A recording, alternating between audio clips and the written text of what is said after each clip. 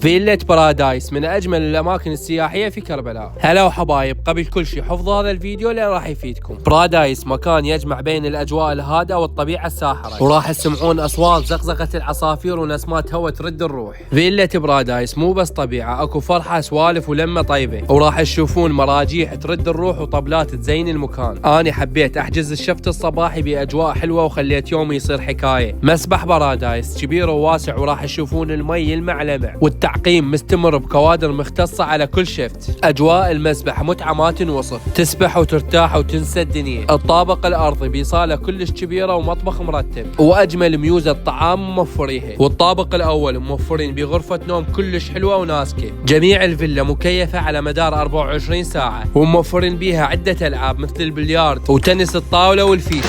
وهذا المكان مختص للشوي، ومتوفر بيه شبك نظيفة وفحم جاهز، والأدوات كلها مرتبة. وإذا كنتم من محبين الجلسات العربية الأصيلة، بارادايس هو الصح. وهيك طلعة جميلة لازم نحليها من هاي فروت. دخلت على حسابهم الانستغرام واتصلت عليهم، وخلال نص ساعة وصل بوكس السعادة والانتعاش. بوكس فلين ب10 نوعيات أزبري مع الفواكه، يوصل لك لباب البيت بارد مجرش بسعر 25,000 دينار. الحلو الفيلا قريبة على الحرم الشريف، شارع البارون، عامود 65. للاستفسار اتصال على الأرقام الظاهرة. تحياتي للجميع.